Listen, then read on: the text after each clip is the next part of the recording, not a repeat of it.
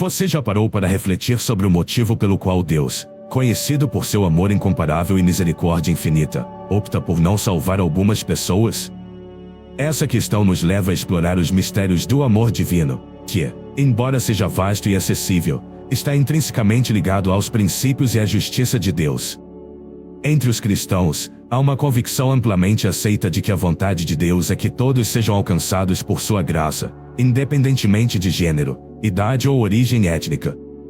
Deus deseja que todos tenham a oportunidade de conhecer a verdade e serem salvos. Essa verdade é claramente expressa nas Escrituras, como em 1 Timóteo 4, onde se afirma que o propósito divino é que todos sejam conduzidos à salvação e ao conhecimento da verdade.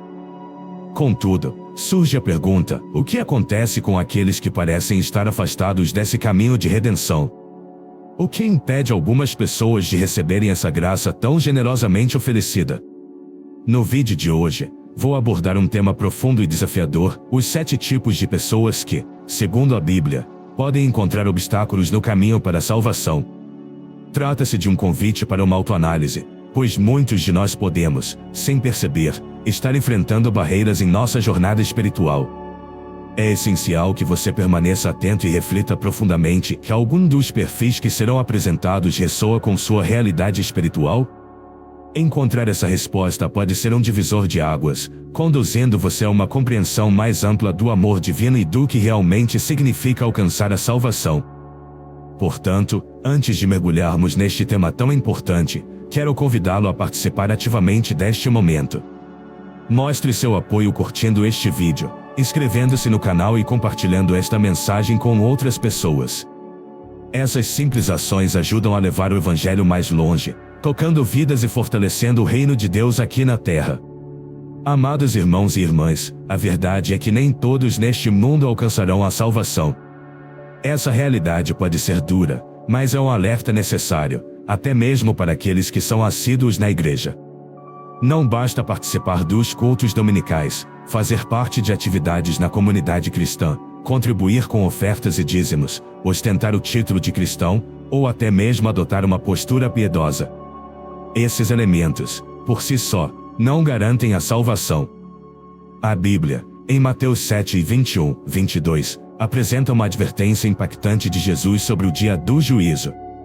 Ele afirma que muitos acreditarão estar seguros por terem realizado obras e até milagres em seu nome, mas serão rejeitados com as palavras: "Nunca os conheci, afastem-se de mim, vocês que praticam o mal." Essa passagem nos convida a uma reflexão profunda sobre nossa posição diante de Deus. Se o Senhor retornasse hoje, estaríamos prontos? Estaríamos vestidos em justiça e santidade, preparados para nos apresentar imaculados diante dele? Esse questionamento não é apenas relevante, mas crucial para nossa caminhada espiritual.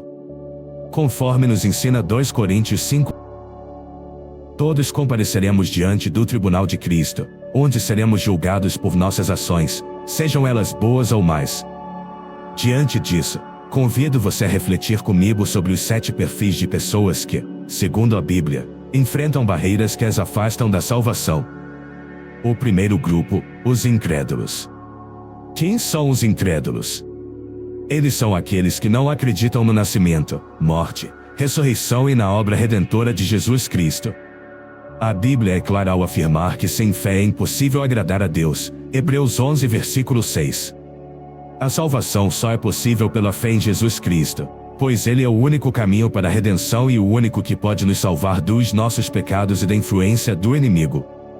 João 3 versículo 16, uma das passagens mais conhecidas das Escrituras, destaca o plano de salvação de forma simples e poderosa: "Porque Deus tanto amou o mundo que deu o seu único Filho, para que todo aquele que nele crer não pereça, mas tenha a vida eterna."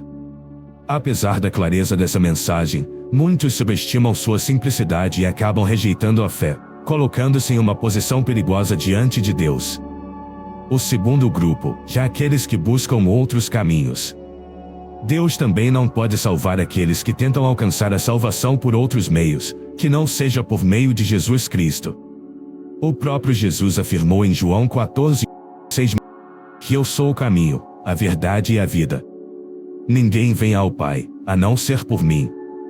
Não há atalhos ou alternativas, a única forma de alcançar a salvação é por meio dele. Atos 4 versículo 12 reforça essa verdade ao dizer que não há salvação em nenhum outro, pois debaixo do céu não há nenhum outro nome dado aos homens pelo qual devamos ser salvos. Isso significa que nem poder, riqueza, inteligência, aparência, conexões familiares ou sociais podem garantir a salvação. Ela vem exclusivamente pelo sangue de Jesus derramado na cruz. O terceiro grupo, os hipócritas. Jesus também condena os hipócritas, aqueles que aparentam piedade, mas cujas ações não refletem verdadeiramente a fé e a obediência. Em Mateus 23 versículo 3, ele alerta contra aqueles que dizem uma coisa, mas praticam outra, expondo a incoerência entre o que pregam e o que vivem. Ai de vocês, mestres da lei e fariseus, hipócritas! Estas palavras contundentes de Jesus, registradas em Mateus 23 versículo 13, expõem a hipocrisia daqueles que se colocavam como líderes espirituais, mas que na realidade impediam outros de encontrar o verdadeiro caminho para o reino dos céus.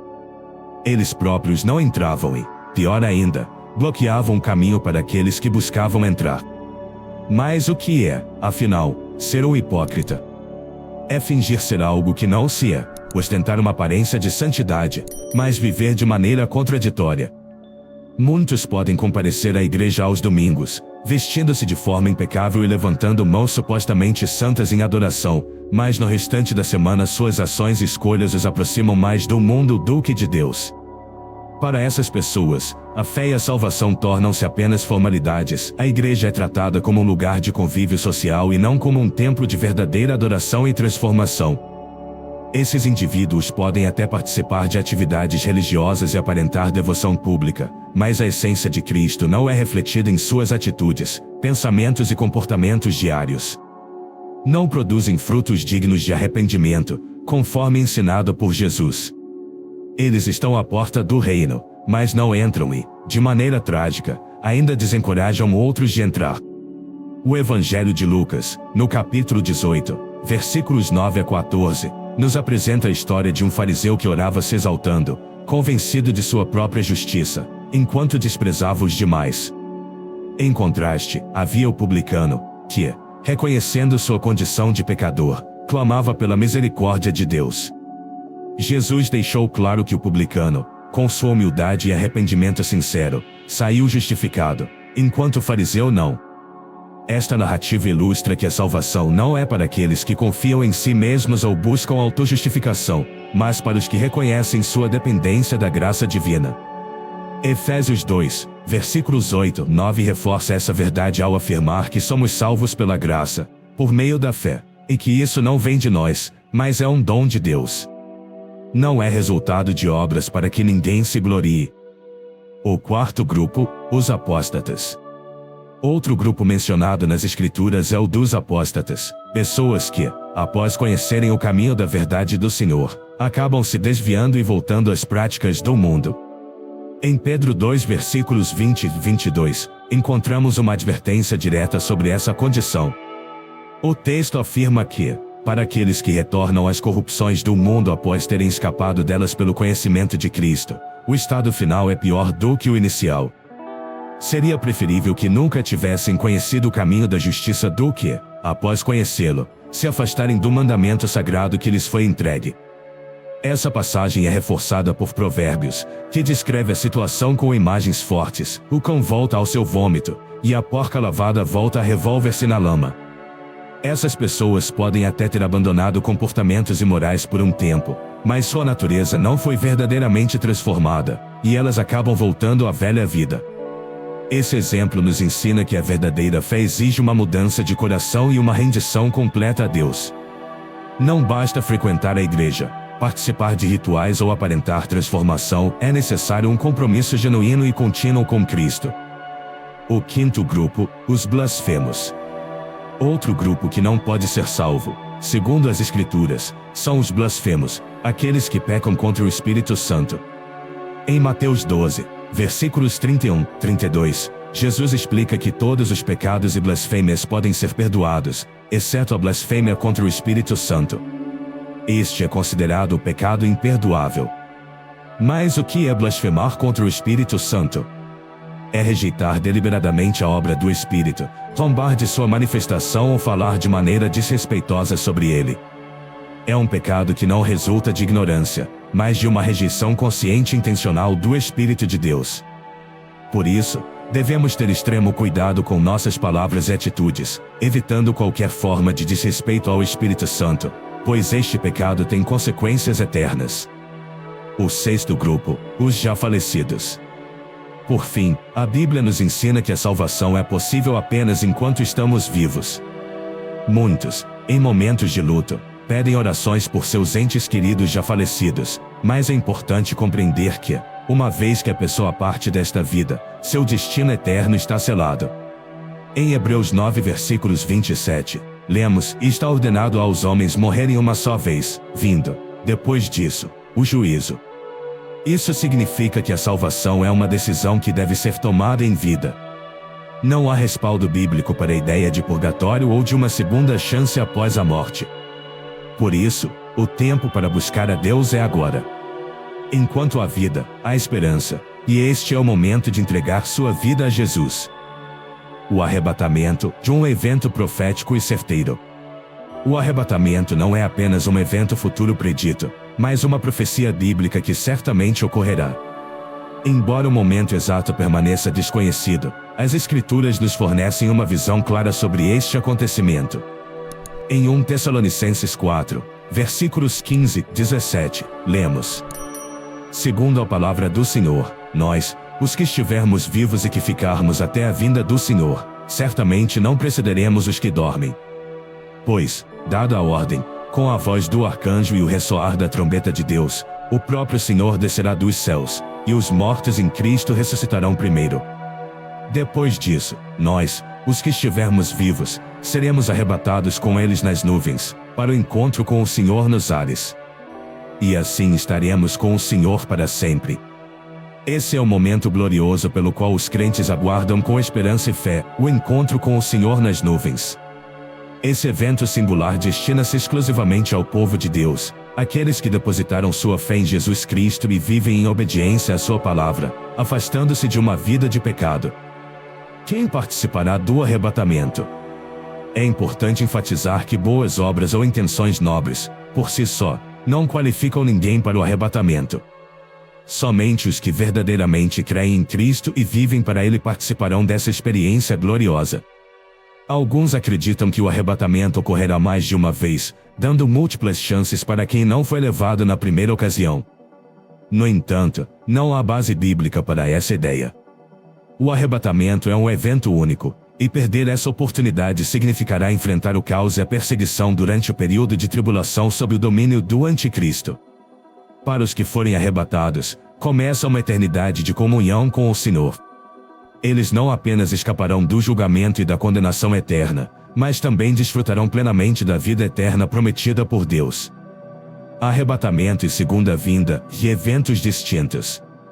Uma ideia equivocada e difundida entre muitos é que o arrebatamento e a segunda vinda de Cristo são o mesmo evento. No entanto, as Escrituras deixam claro que esses acontecimentos são distintos em propósito e natureza. No arrebatamento, Jesus vem para encontrar seus santos nas nuvens, conforme 1 Tessalonicenses 4 versículo 17. É um evento reservado apenas para os crentes em Cristo. Na segunda vinda, Jesus retorna à terra com seus santos, como descrito em Apocalipse 19 e 20, para julgar os incrédulos, derrotar o Anticristo e Satanás, e estabelecer seu reino milenar. Outra diferença significativa é o caráter desses eventos. O arrebatamento será instantâneo e invisível ao mundo, como descrito em 1 Coríntios 15 versículo 52, num momento, num piscar de olhos, ao som da última trombeta, os mortos serão ressuscitados incorruptíveis, e nós seremos transformados. A segunda vinda será visível para todos, como afirma Mateus 24 versículo 27, que assim como o relâmpago sai do Oriente e se mostra no Ocidente, assim será a vinda do Filho do Homem. No arrebatamento, Cristo vem para seus santos. Na segunda vinda, Ele retorna com seus santos para julgar a terra. A importância de estar preparado. Dada a certeza do arrebatamento e o desconhecimento do momento exato, é crucial que vivamos em vigilância espiritual. Este evento não oferece segundas chances. Estar preparado significa viver uma vida de fé genuína, arrependimento e obediência à palavra de Deus. Como crentes, aguardamos esse dia com grande expectativa.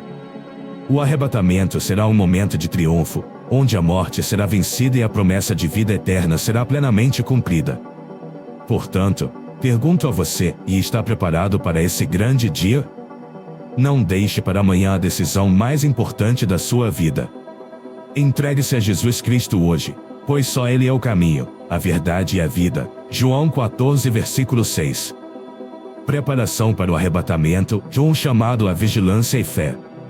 O arrebatamento é um evento iminente e pode ocorrer a qualquer momento, mas a segunda vinda de Cristo acontecerá apenas após o cumprimento de eventos proféticos dos últimos tempos. Isso significa que o arrebatamento precederá a segunda vinda, como apontam as Escrituras.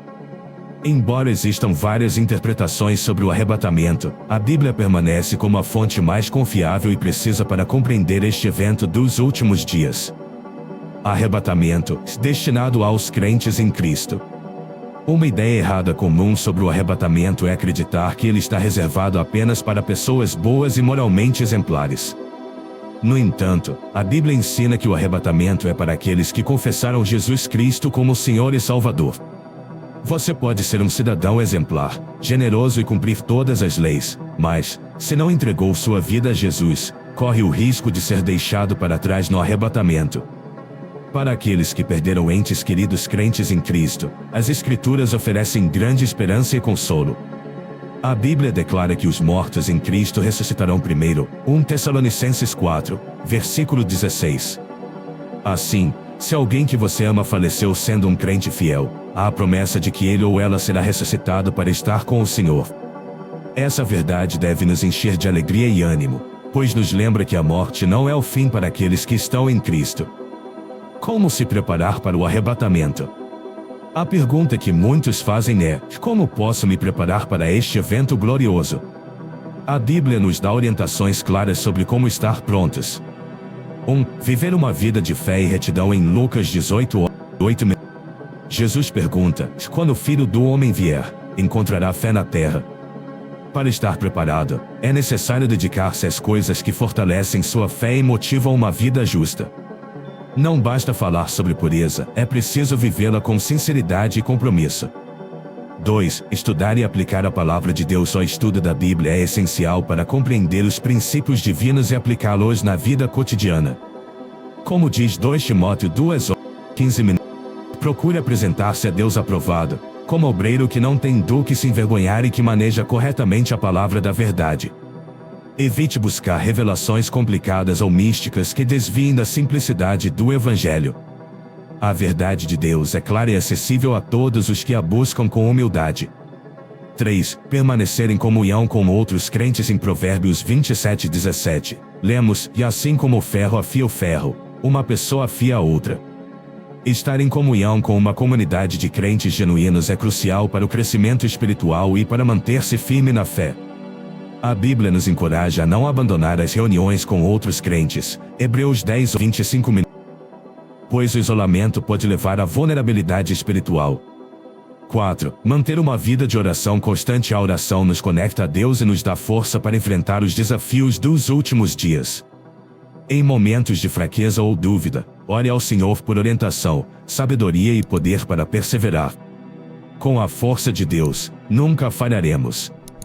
Os sinais dos últimos dias. Embora a Bíblia não revele o momento exato do arrebatamento, ela nos instrui a estarmos atentos aos sinais dos tempos finais.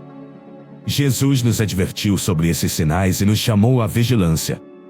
Em Mateus 24, versículo 33, Jesus disse: e assim também vocês, quando virem todas essas coisas, saibam que Ele está próximo, às portas. Portanto, diante dos acontecimentos que refletem os sinais descritos nas Escrituras, devemos redobrar nossa atenção e buscar uma vida de santidade e obediência à palavra de Deus. 3 ensinamentos vitais de Jesus para a vida cristã cotidiana.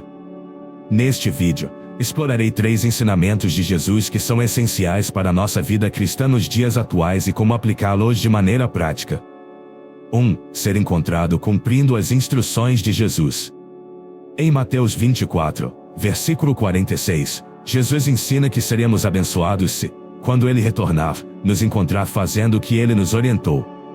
A verdadeira fidelidade está em estar envolvido na missão do Senhor até o momento de seu retorno. Mas, o que significa ser encontrado fazendo isso? Jesus, em sua parábola dos talentos, nos mostra que devemos estar ativamente comprometidos e trabalhando com excelência na missão que nos foi confiada. O crente deve estar realizando as tarefas que Jesus designou enquanto aguarda com expectativa o seu retorno.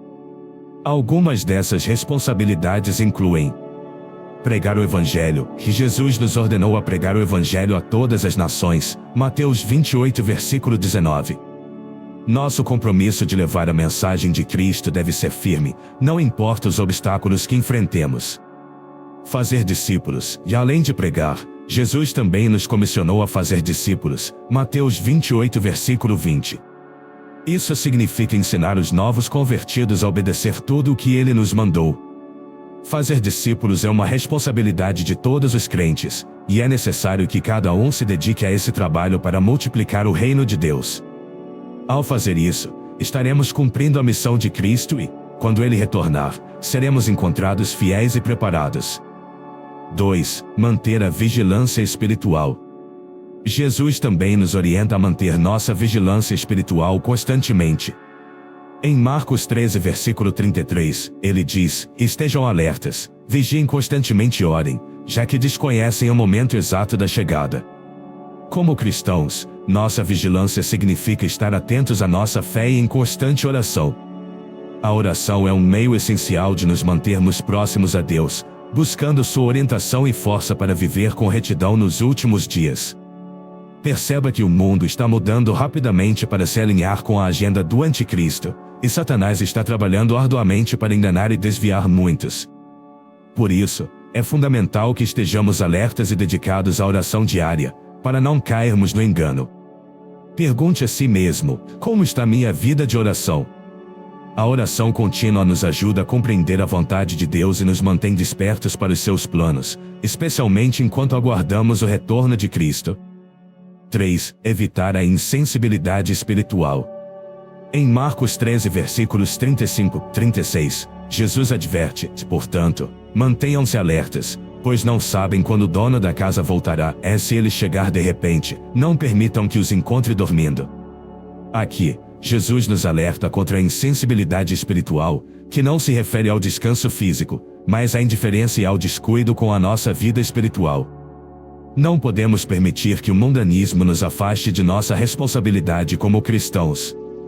Devemos estar espiritualmente acordados e preparados, vivendo de maneira vigilante, para que o Senhor nos encontre ativos em sua missão e fiéis a Ele. A importância de não ser indiferente ou descuidado. Jesus nos instrui a não nos tornarmos indiferentes às coisas do reino de Deus, especialmente no que diz respeito à sua iminente volta. Em Lucas 21, versículos 34-35, ele alerta para o perigo de sermos sobrecarregados pelas dissipações e ansiedades da vida, que podem nos distrair e nos afastar de nosso compromisso com Ele. Assim como nos tempos de Noé, de Sodoma e Gomorra, e até de Babilônia, as pessoas estavam tão absortas em suas rotinas cotidianas que ignoraram as advertências de Deus e sofreram as consequências.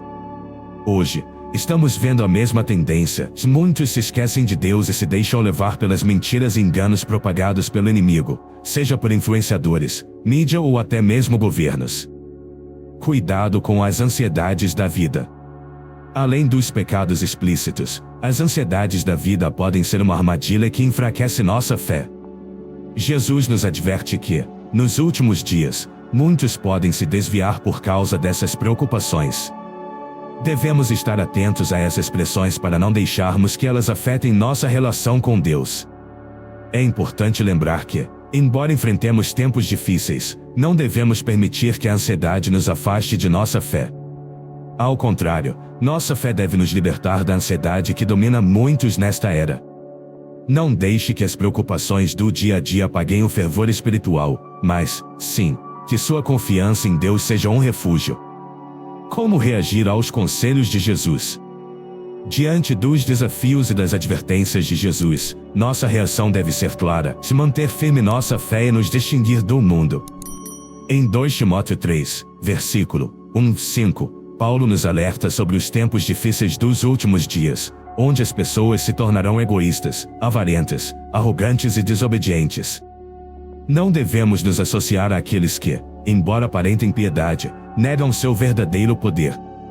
Em vez disso, devemos nos afastar de comportamentos e atitudes que contrariam os ensinamentos de Cristo, mantendo uma vida de obediência à sua palavra.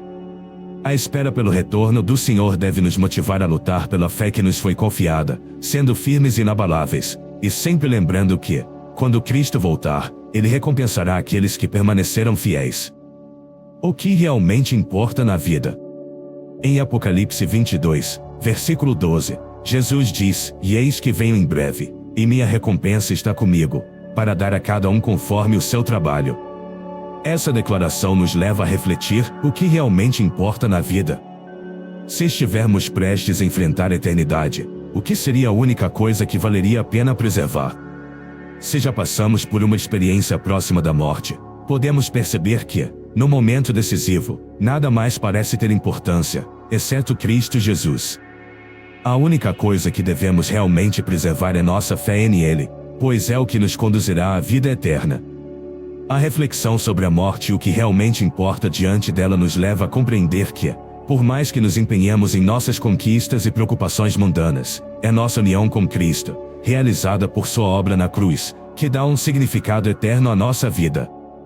A cruz de Cristo é central para a salvação das nossas almas e para a garantia de vida eterna. É nela que encontramos o verdadeiro poder de Deus, conforme destacado em 1 Coríntios 1. Versículos 18, e a mensagem da cruz é loucura para os que estão perecendo, mas para nós, que estamos sendo salvos, é o poder de Deus. Este versículo nos ensina que, para os que não creem, a cruz pode parecer algo irrelevante ou absurdo, mas para os que aceitam a salvação de Cristo, ela representa a chave para a vida eterna. A efemeridade das conquistas mundanas. Imaginemos um empresário que, no fim da vida, se aproxima da morte.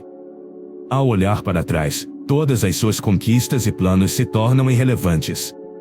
A reunião de negócios que ele planejou com tanto cuidado, a riqueza que acumulou, até mesmo a paixão por seu time de futebol favorito perdem o significado diante da realidade da morte.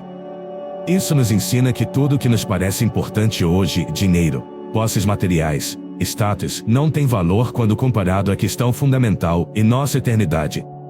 A morte nos traz uma perspectiva clara sobre o que é verdadeiramente importante. A única coisa que permanece de valor eterno é a cruz de Cristo. Somente através dela podemos ter acesso à vida eterna. O julgamento pós-morte e a realidade da cruz. Quando refletimos sobre a morte e o que acontece depois dela, a Bíblia nos ensina que não existe um estado intermediário, como o purgatório. Hebreus 9. Versículo 27 nos diz que está determinado para os homens morrerem uma vez, e depois disso, o julgamento.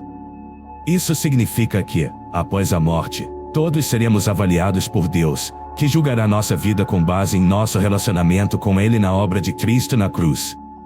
Neste julgamento, a única coisa que determinará o destino das nossas almas é o que fizemos com a cruz de Cristo.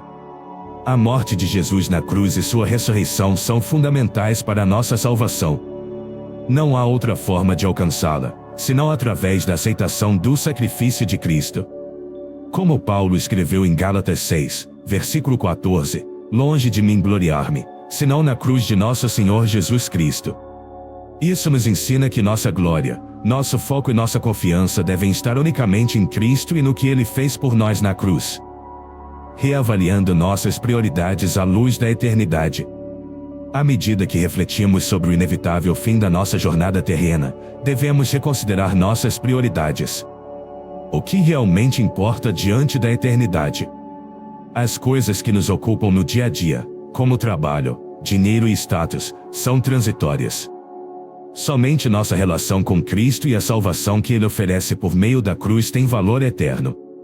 Que essa reflexão nos leve a reavaliar nossas vidas e a colocar em primeiro lugar aquilo que realmente tem importância, a salvação que vem da cruz de Cristo. A mensagem central do Evangelho nos convida a fixar nossos olhos em Jesus. A olhar para a cruz é colocar toda a nossa confiança naquele que é o autor e consumador da nossa fé. A cruz, que pode parecer algo distante para muitos, é o símbolo do amor imensurável e do sacrifício de Cristo, que garantiu nossa redenção. Ela se ergue diante de nós como um farol de esperança, lembrando-nos do preço pago por nossa salvação. No entanto, em meio às distrações do dia a dia, frequentemente nos afastamos desse foco e nos deixamos seduzir pelas tentadoras buscas mundanas. A efemeridade das conquistas mundanas. Vivemos em uma sociedade que nos incentiva a correr atrás de conquistas pessoais, riquezas, status e prazeres passageiros. Estamos constantemente pressionados a priorizar as realizações deste mundo, muitas vezes à custa de nossa verdadeira fé. Porém, a cruz nos lembra que essas buscas são pequenas e insignificantes diante da eternidade. Quando refletimos sobre a eternidade, todas as coisas que nos parecem valiosas perdem o significado. Somente o poder transformador da cruz é o que realmente importa, pois ela é a única fonte de perdão e salvação. A ilusão de nossa bondade. O mundo nos ensina a acreditar que nossas boas ações, nossos feitos e nossa bondade são suficientes para justificar nossa posição diante de Deus. Muitos acreditam que, ao serem pessoas boas, altruístas e corretas, podem ser aceitos por Deus sem necessidade de salvação. No entanto, a Bíblia é clara ao afirmar que todos pecaram e estão destituídos da glória de Deus. Romanos 3, versículo 23. Todos, sem exceção, carecem da graça de Cristo. A compreensão limitada do pecado, que muitas pessoas têm, considerando-o apenas em grandes transgressões, precisa ser desafiada pela verdade do Evangelho, que aponta para a condição pecaminosa de todos os seres humanos. Não importa quão moralmente respeitáveis ou virtuosas as pessoas pareçam ser, todos estão em necessidade de redenção. A mensagem do Evangelho, muitas vezes considerada uma pedra de tropeço, é uma realidade desconfortável para muitos, que preferem acreditar que sua bondade pessoal é suficiente. Mas a verdade é que nossa própria retidão nunca será suficiente para nos salvar. O engano da autossuficiência. A cultura em que vivemos nos seduz a acreditar que podemos alcançar a salvação por nossos próprios méritos. Muitas pessoas buscam consolo nas suas ações de caridade, nas suas boas obras e no cumprimento de normas morais, acreditando que tais feitos as tornariam justas diante de Deus. Mas a Bíblia nos ensina que todos precisamos da graça de Deus, e isso só é possível por meio de Jesus Cristo. Não podemos confiar em nossa própria bondade, pois ela é falha e insuficiente. A importância da cruz. Em um mundo onde a mensagem da cruz é muitas vezes descartada como irrelevante, é crucial que resistamos a essa visão distorcida. A cruz não é um detalhe secundário na nossa fé, mas o fundamento de nossa salvação. É na cruz que encontramos o perdão dos pecados e a esperança de vida eterna. A morte de Jesus na cruz foi o preço pago pela nossa redenção, e é somente por meio dela que podemos ser reconciliados com Deus. Portanto, que possamos fixar nossos olhos em Jesus e reconhecer que, sem a cruz, não há salvação. A cruz nos chama a refletir sobre nossas prioridades e a reavaliar as coisas que realmente têm valor. Enquanto o mundo nos oferece um caminho de autossuficiência e orgulho da nossa bondade, o Evangelho nos lembra que a única maneira de sermos salvos é por meio da graça de Deus e do sacrifício de Jesus na cruz. Que possamos viver em resposta a esse convite, deixando que a cruz seja o centro de nossa vida e nossa esperança eterna. E para concluir, o aumento da violência, dos conflitos e das perdas humanas que observamos no mundo é um reflexo sombrio dos tempos difíceis que estamos vivendo. A cada dia, mais vidas são perdidas em batalhas que, muitas vezes, parecem não ter fim, e em meio a isso, a pergunta mais importante que podemos nos fazer é: estamos preparados para nos encontrar com o nosso Criador? A verdade é que, independentemente das circunstâncias ao nosso redor, a única coisa que realmente importa é nossa relação com Jesus. Não importa o que conquistamos ou o que temos neste mundo passageiro, pois tudo isso se tornará irrelevante diante da eternidade. O único valor que permanecerá é nossa alma e nossa conexão com Cristo. Se estamos preocupados com nossa vida espiritual, isso deve nos levar a uma reflexão constante sobre o que estamos fazendo com o tempo que temos. Precisamos, como você disse, entregar nossos corações a Deus, arrepender-nos sinceramente de nossas falhas e comprometer-nos a viver segundo os princípios do reino. A oração e o arrependimento são os meios de alinharmos nossas vidas com a vontade divina e de nos livrarmos das ataduras que o mundo tenta nos impor. A maior motivação para nossas ações deve ser o amor por Deus, e essa motivação nos concederá a certeza de que nossa eternidade estará segura. Que possamos fazer disso uma realidade em nossas vidas, sabendo que não há nada mais valioso do que viver para agradar a Deus e estar em comunhão com Ele. Amém. Que possamos nos manter firmes na verdade, independente dos desafios que surgem à nossa frente. Não se esqueça de curtir este vídeo, porque isso ajuda muito a espalhar a palavra de Deus. Se inscreva no canal e ative o sininho para não perder nenhum conteúdo. E olha, compartilhe este vídeo com alguém especial. Você pode ser a pessoa que levará essa mensagem poderosa a quem está precisando ouvir.